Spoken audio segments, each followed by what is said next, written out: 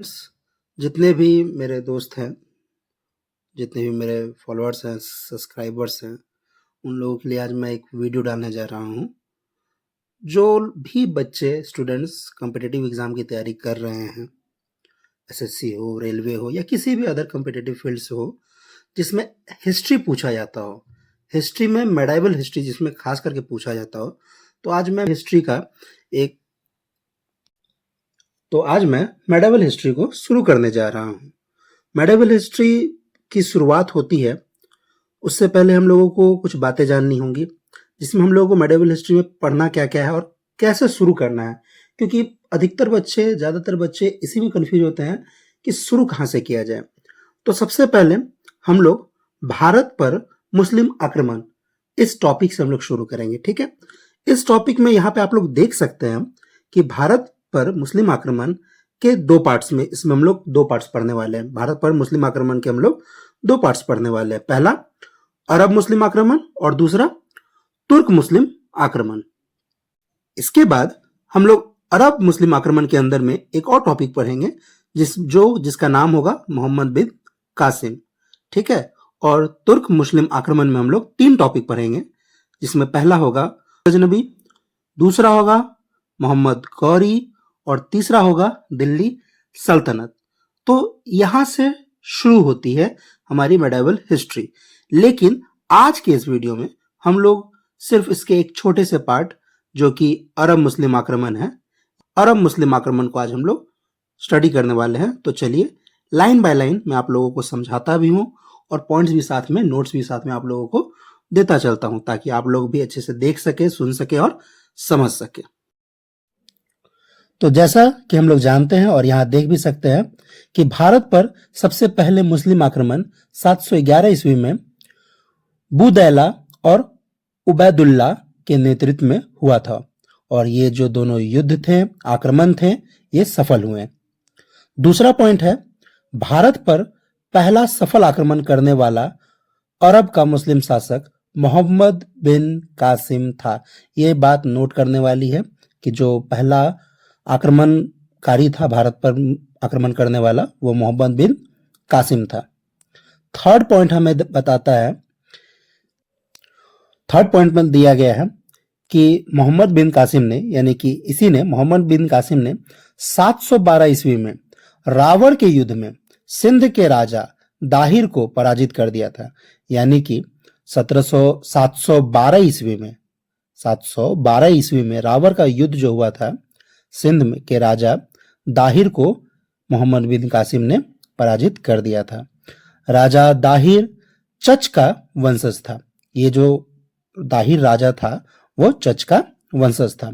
उस समय सिंध की राजधानी ब्राह्मणवाद या फिर आरोह थी। यानी कि उस समय जो सिंध की राजधानी थी, क्या थी? ब्राह्मणवाद या आरोह थी। यहाँ पे अब हम लोग आगे चले तो हम लोगों को नेक्स्ट 4th टॉपिक में हम लोग क्या देख रहे हैं, देखिए। अरब की सिंधी विजय पर प्रमाण चचनामा यानी कि फतहनामा नामक ग्रंथ में हम लोगों को मिलता है। यानी कि ये जो विजय हुई थी उसकी अरब की सिंध पे, वो हम लोगों को कहां से पता चलता है? तो चचनामा से। चचनामा या फिर उसका दूसरा नाम है फतहनामा। ये एक ग्रंथ है जिसमें हम लोगों को इस बात की जानकारी मिलती है, जिसकी रचना अली अहमद ने की थी। यानी कि ये जो ग्रंथ है, इस ग्रंथ की रचना, इस ग्रंथ को लिखा था अली अहमद ने। इस पुस्तक की अरबी भाषा में रचना अबू मुआजिर ने किया। यानी कि इस पुस्तक को अरबी भाषा में जो रचना किया, उनका नाम था अबू मुआजिर। नेक्स्ट पॉइंट है हमारे पास, इसका भारत पर आक्रमण करने का उद्देश्य धन दौलत लूटना और इस्लाम धर्म का प्रचार प्रसार करना था। यानी कि इसका भारत में आकर आक्रमण करने का सिर्फ एक ही उद्देश्य था, धन दौलत को लूटना और इस्लाम धर्म का प्रचार प्रसार करना था, ना कि राज्य विस्तार करना। और ये यहाँ पे राज्य विस्तार करने नहीं आया था, सिर्फ केवल यहाँ पे इसका धन दौलत लूटना इसका उद्देश्य था। नेक्स्ट पॉइंट है हमारे पास, मोहम्मद बिन कासिम ने 713 ईस्वी में मुल्तान को जीत लिया था। यानी कि इसने 713 ईस्वी तक मुल्तान को जीत लिया और यहां से उसे इतना अधिक सोना का भंडार मिला कि मुल्तान को इतिहास में स्वर्ण नगरी कहा जाने लगा। यानी कि इसने यहां से इतना सारा सोना इकट्ठा किया, लूटा, कि उसको क्या कहा गया, स्वर्ण नगरी कहा जाने लगा मुल्तान को। फिर आगे चलकर इसने अपने जीते हुए क्षेत्र की राजधानी को अलमंसूरा को बनाया। यानी कि इसने अपने जीते हुए जो क्षेत्र थे उसकी राजधानी अलमंसूरा नामक जगह को बनाया। अब इन आक्रमण का रिजल्ट ये हुआ, यानी कि इस लाइन में लिखा हुआ भी है, देखिए, मोहम्मद बिन कासिम के आक्रमण के फलस्वरूप अरबी संस्कृति को भारतीयों ने और कुछ भारतीय संस्कृति को अरब वासियों ने अपनाया। यानी कि उनके कुछ कल्चर को, संस्कृति को हम लोगों ने अपनाया और हमारे कुछ कल्चर और संस्कृति को उन लोगों ने अपनाया। ये अब इसके बाद नेक्स्ट जो पॉइंट है उसमें लिखा गया है, देखिए, अरब और हिंदू संस्कृति के मिश्रण के परिणाम स्वरूप अरब वासियों ने भारत से खगोल शास्त्र, अंक गणित, चिकित्सा शास्त्र और दर्शन के क्षेत्र में बहुत कुछ सीखा और इसका प्रचार प्रसार उन्होंने यूरोप में भी किया।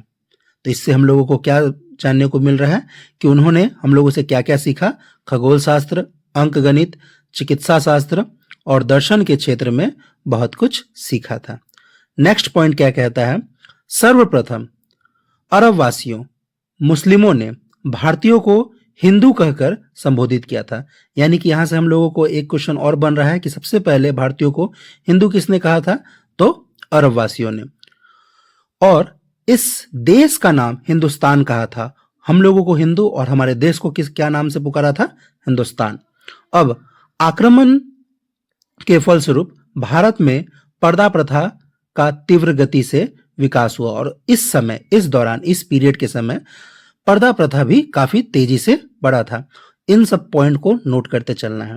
इसके साथ ही जजिया, जकात और खराज यानी कि भू राजस्व नामक कर के बारे में जानकारी प्राप्त होती है और यहां से हम लोगों को जजिया, जकात, खराज, भू राजस्व नामक कर के बारे में हम लोगों को क्या होती है, जानकारी प्राप्त होती है। कर मतलब टैक्स, आप लोग जानते होंगे।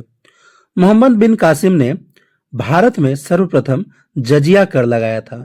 यहां पे भी एक पॉइंट नोट करने वाली है कि सबसे पहले भारत में जजिया कर किसने लगाया, तो वो मोहम्मद बिन कासिम ही था। चलिए अब नेक्स्ट पॉइंट की तरफ चलते हैं। अब सवाल तो मन में आएगा कि आखिर ये जजिया कर है क्या। तो जजिया गैर मुसलमानों के लिए से लिया जाने वाला एक प्रकार का सुरक्षात्मक कर था। यानी कि जो लोग मुसलमान नहीं थे उन लोगों से जजिया कर लिया जाता था।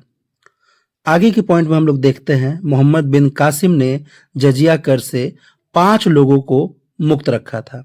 यानी कि मोहम्मद बिन कासिम जो था वो 5 तरह के लोगों से जजिया कर नहीं लेता था, जिसमें पहले आते हैं बच्चा, दूसरा बूढ़ा, तीसरा ब्राह्मण, चौथा विकलांग और 5वां औरत। यानी कि पहला बच्चों से वो जजिया कर नहीं लेता था, बूढ़ों से वो जजिया कर नहीं लेता था, ब्राह्मण से वो जजिया कर नहीं लेता था, विकलांग से नहीं लेता था और औरतों से वो जजिया कर नहीं लेता था। फिर हम लोग आगे की पॉइंट में ये देखते हैं, नया नाम, ये आप लोगों को अच्छे से ध्यान रखना है, फिरोज शाह तुगलक। क्या? फिरोज शाह तुगलक। फिरोज शाह तुगलक ने ही ब्राह्मण पर पहली बार जजिया कर लगा दिया था। ये एक ऐसा शासक था जिसने ब्राह्मण पर जजिया कर लगाया था। मोहम्मद बिन कासिम ने नहीं लगाया था, लेकिन फिरोज शाह तुगलक जब आया तो इसने जजिया कर ब्राह्मणों पर भी लगा दिया। आगे के पॉइंट में हम लोग ये देखते हैं, मुगल बादशाह अकबर 1564 ईस्वी में जजिया कर समाप्त कर देता है। यानी कि यहाँ पे हम लोगों को एक बात जानने को मिल रही है कि मुगल बादशाह जो अकबर था 1564 ईस्वी में 1564 ईस्वी में उन्होंने जजिया कर पूरी तरीके से समाप्त कर दिया था और 1679 ईस्वी में औरंगजेब ने जजिया कर पुनः जारी कर दिया था। यहाँ पे हम लोग ये 3 नाम इसलिए सुन रहे हैं क्योंकि यहाँ पे बात चल रही है जजिया कर की और मोहम्मद बिन कासिम ने ब्राह्मणों पर नहीं रखा था, लेकिन फिरोज शाह तुगलक ने ब्राह्मणों पर भी लगा दिया। मुगल बादशाह अकबर का नाम इसलिए आया यहाँ पे क्योंकि इसने पूरी तरीके से जजिया कर को समाप्त कर दिया था।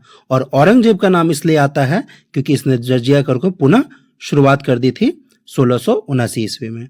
नोट करने वाली बात यहाँ पे यह है कि मुगल बादशाह औरंगजेब एकमात्र ऐसा शासक था जिसने जजिया कर अंग्रेजों से भी वसूला था। यानी कि मुगल बादशाह औरंगजेब एक ऐसा था जिसने जजिया कर अंग्रेजों से भी वसूला था। ये नोट करके चलने वाली बात है और इंपॉर्टेंट पॉइंट भी है। जजिया कर को अंतिम रूप से मोहम्मद शाह, जिसे हम लोग रंगीला बादशाह के भी नाम से जानते हैं, उसने पूरी तरीके से समाप्त कर दिया था, जिसके बाद ये फिर कभी शुरुआत नहीं हुआ।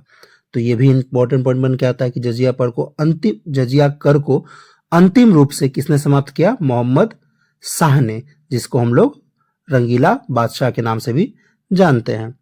उसके बाद यहाँ पे पॉइंट निकल के आ रहा है, विष्णु शर्मा का पंचतंत्र, चरक संहिता, आर्यभट्ट का सूर्य सिद्धांत तथा सुश्रुत संहिता का अरबी भाषा में अनुवाद किया गया था। ये सब ऐसे लेखन हैं जिसका अरबी भाषा में अनुवाद किया गया। अरबों ने सिंध में ऊंट पालने की प्रथा तथा खजूर की खेती प्रारंभ किया।